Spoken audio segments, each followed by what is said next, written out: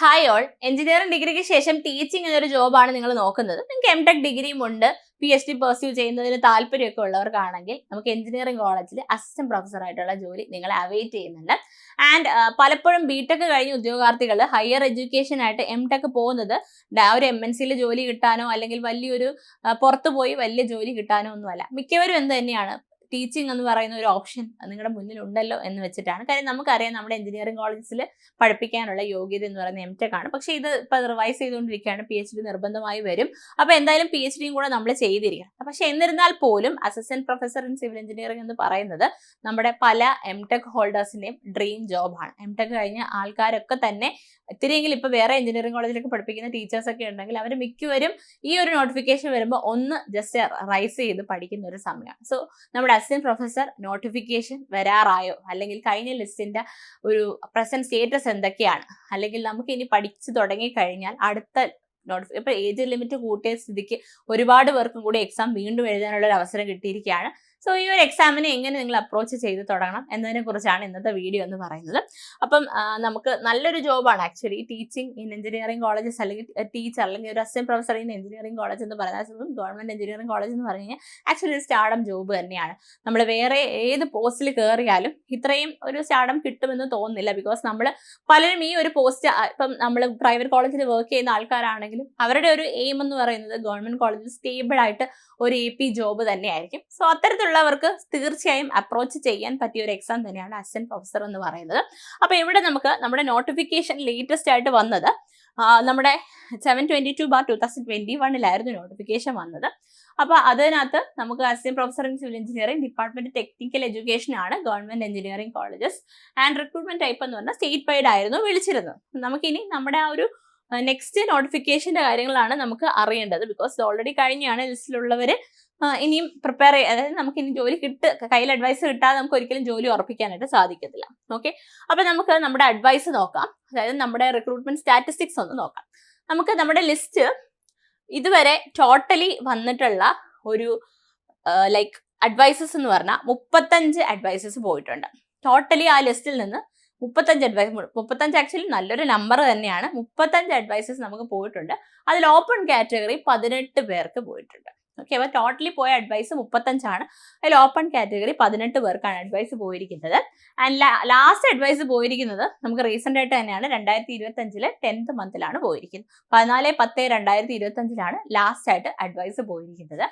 And ഇനി നമുക്ക് date of effect എന്ന് പറഞ്ഞു കഴിഞ്ഞാൽ 2024 വന്ന ലിസ്റ്റാണ്. സോ 2027 ആകുമ്പോൾ അത് എക്സ്പയർ ആവും, വിച്ച് മീൻസ് നമ്മൾ ഈ വർഷം അസിസ്റ്റന്റ് പ്രൊഫസർ ഇൻ സിവിൽ എഞ്ചിനീയറിംഗിന്റെ നോട്ടിഫിക്കേഷൻ പ്രതീക്ഷിക്കുന്നുണ്ട്. സോ ഇറ്റ്സ് ആൻ ഇൻഡിക്കേഷൻ, അല്ലെങ്കിൽ ഇറ്റ്സ് എ റിമൈൻഡർ, നമുക്ക് അടുത്ത എക്സാമിനുള്ള തയ്യാറെടുപ്പ് തുടങ്ങേണ്ട സമയമായി. ബിക്കോസ് AP എന്ന് പറയുന്ന എക്സാം എംടെക് യോഗ്യതയുള്ള പരീക്ഷ ആയതുകൊണ്ട് തന്നെ ഈ കേരള PSC നടത്തുന്ന ഏത് സിവിൽ എഞ്ചിനീയറിംഗ് യോഗ്യതയുള്ള പരീക്ഷയെക്കാളും ഉയർന്ന നിലവാരമാണ്. നല്ല ബുദ്ധിമുട്ടുള്ള ക്വസ്റ്റ്യൻസ് ആണ്. നന്നായി കുത്തിയിരുന്ന് പഠിച്ചാൽ മാത്രമേ കിട്ടത്തുള്ളൂ. അല്ലാതെ വേറെ നമ്മളൊരു ഗേറ്റ് ലെവലുള്ള പ്രിപ്പറേഷൻ കൊടുത്താൽ മാത്രം, ഗേറ്റ് ലെവൽ അല്ലെങ്കിൽ അതിന് മേലെ ഒരു പ്രിപ്പറേഷൻ കൊടുത്താൽ മാത്രമാണ് നമുക്ക് APCE എന്ന് പറയുന്ന post, assistant professor in civil engineering എന്ന് പറയുന്ന പോസ്റ്റ് ക്രാക്ക് ചെയ്യാനായിട്ട് സാധിക്കത്തുള്ളൂ. ഓക്കെ, അപ്പൊ ഇതാണ് നമ്മുടെ കഴിഞ്ഞ ലിസ്റ്റിന്റെ ഒരു പ്രസന്റ് സ്റ്റേറ്റസ് എന്ന് പറയുന്നത്. അപ്പൊ ഇതിൽ നിന്ന് നിങ്ങൾക്ക് ഒരു ചെറിയ ഹോപ്പ് ഉണ്ട്, നമ്മളൊരു 2 ഡിജിറ്റ് റാങ്ക് വന്നു കഴിഞ്ഞാൽ നമുക്ക് ജോലി കിട്ടും എന്നൊരു ഹോപ്പുണ്ട്. പക്ഷേ ഈ 2 ഡിജിറ്റ് റാങ്ക് കയറി പറ്റിയ എളുപ്പമല്ല. ആസ് എ ടോൾഡ് നമുക്ക് നല്ല രീതിയിലുള്ള ലെവലിലുള്ള ക്വസ്റ്റ്യൻസ് ആണ് ഈ പരീക്ഷയ്ക്ക് ചോദിക്കുന്നത്. ഓക്കെ, അപ്പം നമുക്ക് കേരള PSCയുടെ നമ്മുടെ ഗവൺമെന്റ് എഞ്ചിനീയറിംഗ് കോളേജസിന്റെ റിക്രൂട്ട്മെന്റ് ആണ് നമ്മൾ പറഞ്ഞത്. കേരള PSC നല്ലൊരു നമ്മുടെ ഒരു ഒബ്ജക്റ്റീവ് 100 മാർക്സിന്റെ എക്സാം നടത്തി നമുക്ക് റിക്രൂട്ട്മെന്റ് നടത്തുന്നത്. ആൻഡ് മാത്രമല്ല വേറൊരു കാര്യം ഇവിടെ ഉള്ളതെന്ന് വെച്ച് കഴിഞ്ഞാൽ സിലബസിന്റെ ഡീറ്റെയിൽസ് എടുക്കുവാണെങ്കിൽ ഇവിടെ നമുക്ക് ബേസിക് എഞ്ചിനീയറിംഗ് സബ്ജക്ട്സ് പഠിക്കാനുണ്ട്, സിവിലും പഠിക്കാനുണ്ട്. സിവിലിന്റെ സിലബസ് എന്ന് പറയുന്നത് വളരെ ഡീറ്റെയിൽ ആയിട്ട് നമുക്ക് AE സിലബസ് പോലെയല്ല, കുറച്ചുകൂടി ഇൻഡെപ്ത് പഠിക്കാനുണ്ട്.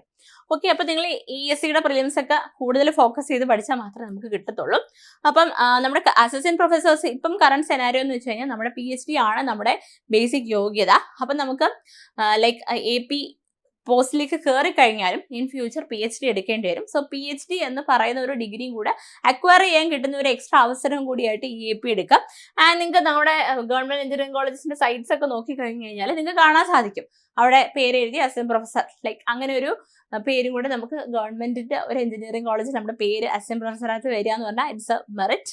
ഇനി നമുക്ക് ലൈക്ക് ഇതുപോലെ ഇപ്പം നമ്മുടെ ഒരാളുടെ പേര് ഇങ്ങനെ കൊടുത്തിട്ട് assistant professor in civil engineering. ഇപ്പം അസിസ്റ്റന്റ് പ്രൊഫസർ കഴിഞ്ഞാൽ അടുത്ത പോസ്റ്റ് എന്ന് പറഞ്ഞാൽ അടുത്ത പ്രൊമോഷൻ പോസ്റ്റ് എന്ന് പറഞ്ഞാൽ അസോസിയേറ്റ് പ്രൊഫസറാണ്. അങ്ങനെ നമുക്ക് കാണാനായിട്ട് സാധിക്കും. അപ്പം നമ്മുടെ ഫ്യൂച്ചർ എഞ്ചിനീയേഴ്സിനെ നമ്മളവിടെ ബിൽഡ് ചെയ്തെടുക്കുകയാണ്. അവർക്ക് വേണ്ടിയിട്ടുള്ള ഗൈഡൻസും കാര്യങ്ങളും അല്ലെങ്കിൽ അവരെ പഠിപ്പിക്കുക എന്നുള്ളൊരു ജോബാണ്. അപ്പം വളരെ നമുക്ക് ഇൻട്രസ്റ്റിംഗ് ആയിട്ടുള്ളൊരു ജോബാണ്. എസ്പെഷ്യലി ഞാൻ നേരത്തെ പറഞ്ഞ പോലെ തന്നെ നമുക്ക് ടീച്ചിങ് എന്ന് പറയുന്നത് പാഷനായിട്ടുള്ളവർക്കും അല്ലെങ്കിൽ ടീച്ചർ എന്ന് പറയുന്ന ജോലിയുടെ കംഫോർട്ട് സോണിൽ നിന്നുകൊണ്ട് നിങ്ങൾക്ക് ഈ ഒരു ജോലി ചെയ്യാൻ പറ്റും. ആൻഡ് പേ സ്കെയിൽ എന്ന് പറയുന്നത് വളരെ നല്ല പേ സ്കെയിലാണ്. അതുകൊണ്ട് തന്നെ നിങ്ങൾക്ക് ഈ ഒരു പോസ്റ്റിലേക്ക് അപ്രോച്ച് ചെയ്യാനായിട്ട് സാധിക്കും. ഓക്കെ, അപ്പം നിങ്ങൾക്ക് ഇതിൻ്റെ ലൈക്ക് ഈ ഒരു AP-യുടെ ഒക്കെ സാലറി ഡീറ്റെയിൽസ് ഒക്കെ അറിയണമെങ്കിൽ വീഡിയോയുടെ താഴെ കമൻറ്റ് ചെയ്താൽ മതി. നമ്മുടെ വീഡിയോസ് അതിനെ ബേസ് ചെയ്ത് ചെയ്യാൻ ഉടൻ തന്നെ ചെയ്യുന്നതായിരിക്കും.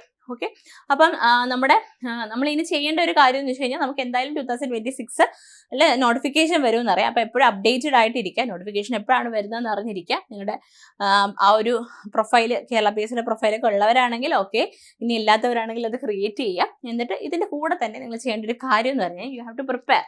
ഓക്കെ, പ്രിപ്പയർ ചെയ്തുകൊണ്ടേ ഇരിക്കാം. പ്രിപ്പയർ ചെയ്യാനായിട്ട് ഏറ്റവും ആദ്യം ചെയ്യേണ്ടത് സിലബസിനെ കുറിച്ച് ഐഡിയ ഉണ്ടാക്കുക, എടുക്കുക. സിലബസ് എങ്ങനെ ക്രാക്ക് ചെയ്യാം, സോഴ്സസ് കണ്ടുപിടിക്കുക, പഠിക്കാൻ തുടങ്ങുക. ഇത് നമ്മൾ ഇമ്പോർട്ടൻ്റ് ആയിട്ട് ചെയ്യേണ്ട ഒരു കാര്യമാണ്. അപ്പം നമുക്ക് AP-യുടെ നോട്ടിഫിക്കേഷൻ ഇനി ഒരുപാട് നമ്മൾ വെയിറ്റ് ചെയ്യാനില്ല.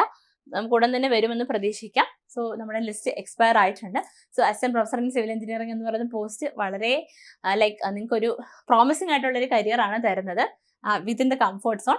സോ എല്ലാവരും പഠിച്ചു തുടങ്ങുക. നമ്മുടെ എൻട്രിയിൽ AP കോഴ്സസ് അവൈലബിൾ ആണ്. കോഴ്സിന്റെ ഡീറ്റെയിൽസ് അറിയാൻ ഏത് കോൾ ചെയ്യുക, അതല്ലെങ്കിൽ താഴെയുള്ള ഫോം ഫിൽ ചെയ്യുക. Thank you.